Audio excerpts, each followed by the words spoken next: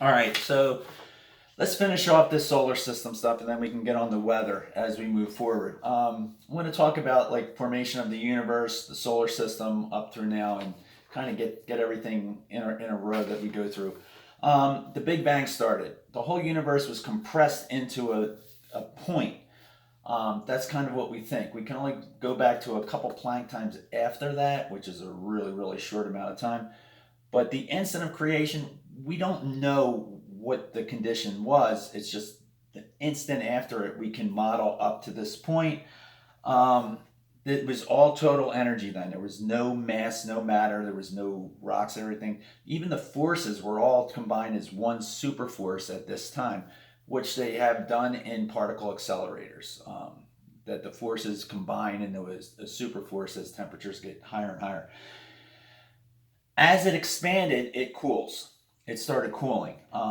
After about a second, we had our first atomic nuclei formed, which was hydrogen, mostly hydrogen. There's a little bit of helium when two protons get together and make a heavier element, but there was a very little bit of that. It was almost all hydrogen. Um, it was like that, and those hydrogens, it was too hot to gather the electrons. So it took about 380,000 years for the universe to cool enough that the protons could grab the electrons and start to capture them in the orbits around the protons, and they were so now we finally had hydrogen.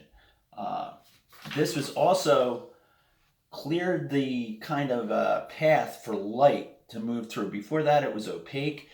Scientists hypothesized that there should be a trace of this left over, this background radiation, in the microwave range from that long ago.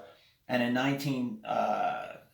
the late 1960s, I forget the exact year, at Bell Laboratories in New Jersey, they found the radiation. It's called the CMB, the cosmic microwave background. Um, it's been imaged and everything, and it's absolutely beautiful.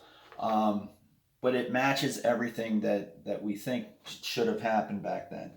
Um, for about the first million years, it was just hydrogen, and it was starting to clump together and get together into these big kind of uh, areas of it. Once they started condensing and coming in, after about a million years, you had your first stars. A lot of them were super big, and that's where the heavy elements were made. They didn't have any planets around them there, any rocky planets, because there were no rocky materials to make them out of. Heavier elements are made in the core of a star. Okay, in the core of a star, as they're fusing hydrogen into helium, they fuse helium into heavier elements, the carbon, and then from carbon, you go on until you get to iron, and then the star explodes. And all the materials are then spread out all throughout the universe from there.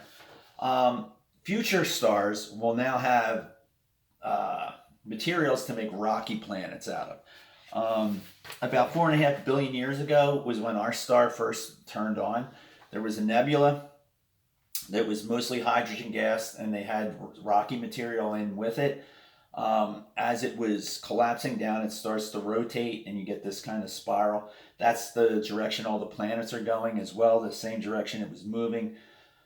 As it crushes down, nuclear fusion starts, pushes out against gravity. You have your stars born, and the solar wind blows these charged particles that come out of the sun, kind of blow the gases out towards about the orbit of Jupiter and further out there. It was cold enough that these atoms start clumping together, these hydrogen atoms, and they start to form the gas giants. Any hydrogen that was around when the inner planets formed was lost to space. They just didn't have enough gravity to hold it in there with the temperatures from the sun being that close to the sun. Um, the heavier, rockier pieces, they started clumping together and they formed the inner planets. Now, back when they were forming, there were a lot more collisions. It was a super violent place, all over the place. Eventually, when we were set up with the 8 planets that we have and some of the dwarf planets that we have, the asteroid belt, it kind of settled down. There aren't as many collisions, but there still are. They still happen from time to time, and we have to watch out for it. There is still some debris left over. As time goes on, the planets keep sucking up more and more of it. And most of the really big ones are sucked up now, but there are ones that can do significant damage and could even, kind of like a comet or something, could even, or an asteroid strike on Earth, could really like wipe out life on the Earth, or intelligent life anyway. I'm sure tardigrades and some like microorganisms and stuff would get through it, but these leftovers are what we call comets and asteroids and meteors nowadays. A comet is basically just a dirty snowball. It's rock and ice kind of that go through. There is a hypothesize that there is an Oort cloud. Basically, this cometary, like icy materials, are out on the outside of the solar system, outside past the orbit of Neptune. Every once in a while, as the galaxy is rotating and stars are moving up and down through it, some of these get jostled, captured by the gravity, pull it in towards the sun. As it's coming in, this icy, dirty, huge snowballs coming through. Once it gets inside the orbit of Jupiter towards the sun, it's warm enough that it will start to grow a tail, which means it starts to melt and dust starts to come off of the comet, and it leaves a tail that always points away from the sun. As it comes through, it leaves a trail of dust. So whenever the Earth goes through the dust trail of a comet, we have a meteor shower that night. We see meteors that come down, and we can come in and we can actually go out and look at them. Pretty beautiful. As it goes in towards the sun, it's losing matter. So every time the comet comes back, it gets smaller and smaller and smaller. Once it goes around and it's starting to leave, the solar wind is moving faster than the comet, so it blows the tail out in front of the comet when it's leaving on the way out. Pretty cool. Something we want to say now, asteroids are basically just big rocks in space. Not big enough to be a planet, but they are, a lot of them are like not spherical, they're like misshapen, kind of like potato shaped, and not all of them are like solid. They're just like kind of like a bunch of rocks that are kind of together as they move through. These are generally really big, and most of them lie in a belt between Mars and Jupiter. It's thought that gravity's from Jupiter was too strong to let that coalesce as a rocky planet. So there should have been another planet there, but because of Jupiter and Mars, it wouldn't let this other planet get organized. So now we have the asteroid belt. And if one of those ever came in and hit the Earth, it would be devastating. Now meteors. Meteors are just like a rock in space. They're usually smaller than an asteroid. A meteoroid is just a rock in space. Sorry. A meteoroid is just a rock in space that's moving around. When it enters the Earth's atmosphere, then it is a meteor. That's when it will glow, it'll shine, it'll burn up, and usually burns up in the upper atmosphere.